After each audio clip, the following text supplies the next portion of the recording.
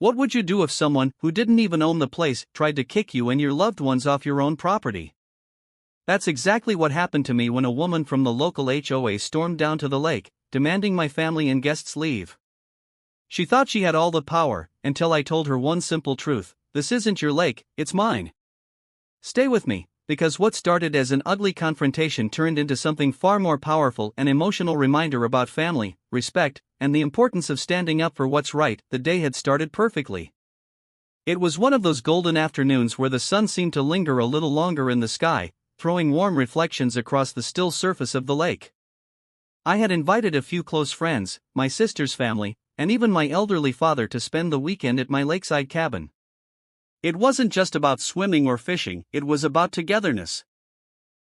My father's health had been declining, and these gatherings mattered more than words could say. Kids laughed as they ran barefoot on the dock, splashing into the cool water. My sister was grilling burgers, and the air smelled of summer. I stood with my dad, who leaned on his cane, watching the children and smiling in that quiet way he did when he felt at peace. Then came the sound.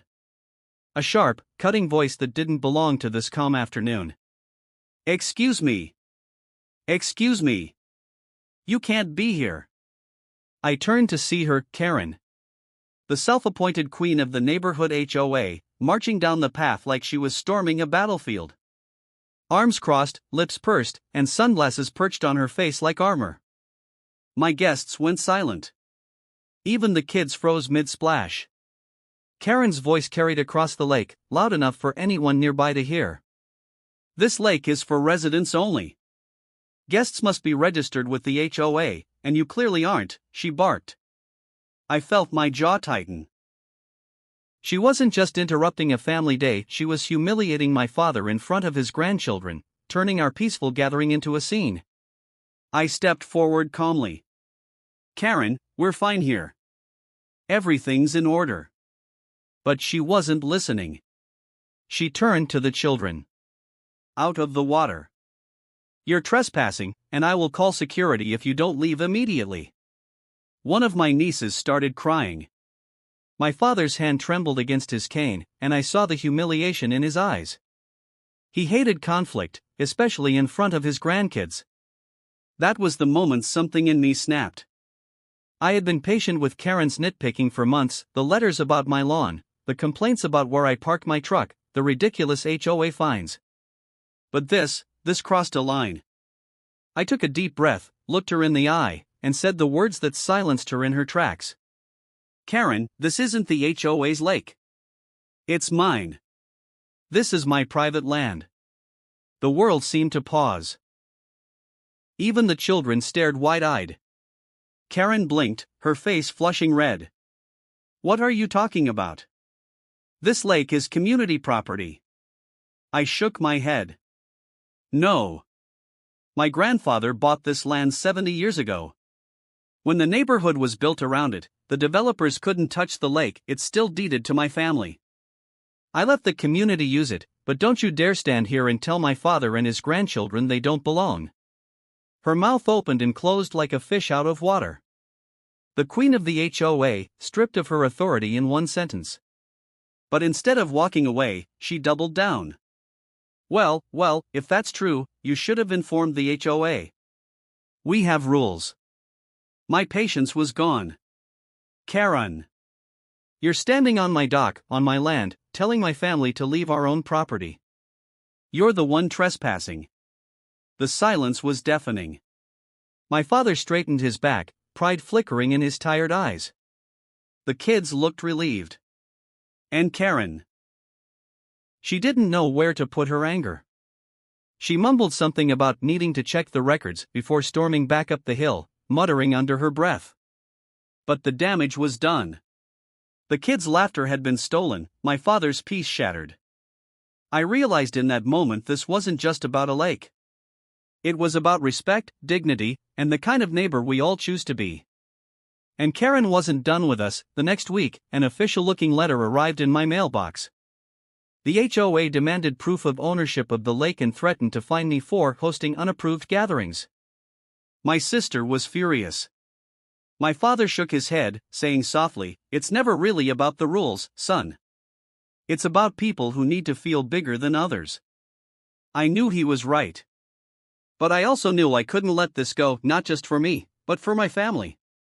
So, I gathered every deed, survey map, and tax record going back to my grandfather's purchase. At the next HOA meeting, I walked into that sterile room with my father beside me. Karen sat at the head of the table, smug, ready to make an example of me. "Mr. Thompson," she said, her voice dripping with false politeness, "you've been accused of repeated violations concerning the use of community property. Do you have anything to say in your defense?" I laid the documents on the table. Yes. This isn't community property. It never has been. This is my family's land, my family's lake. And here's every legal document proving it. The room fell silent. Board members flipped through the papers, whispering to each other. Karen's face turned a dangerous shade of red. Finally, one board member cleared his throat. It appears Mr. Thompson is correct. The lake isn't part of HOA jurisdiction." Karen stammered. But that means. "That means," I said firmly, "you've been overstepping. My family has been nothing but generous, letting this neighborhood use the lake all these years. But if my guests, or my father, are ever disrespected like that again, I will have no choice but to fence it off." Gasps rippled through the room. The board members looked horrified at the thought of losing access. Suddenly, Karen's power crumbled. She wasn't the protector of the community, she was the one who had nearly lost them their greatest treasure. She sat frozen, unable to speak. That night, back at the cabin, my father sat on the porch, looking out over the moonlit water. He patted my shoulder. "Your grandfather would be proud. Not just because you stood your ground, but because you remembered this lake isn't about power. It's about family." I nodded, watching the kids' reflections ripple across the water. He was right. The lake wasn't just mine. It was a piece of our history, our bond, a reminder that some things can't be bullied away. And as for Karen? Well, she still struts around the neighborhood, but she never set foot on my dock again. Because sometimes, the most powerful thing you can do is tell the truth and stand firm in it. Closing message, for YouTube ending. And that's the lesson I'll leave you with: no matter how loud or entitled someone seems, the truth is always louder. Family, dignity, and respect matter more than any false authority. And when you stand your ground with honesty, you don't just protect your land, you protect your legacy. So tell me, what would you have done if someone tried to kick you off your own property?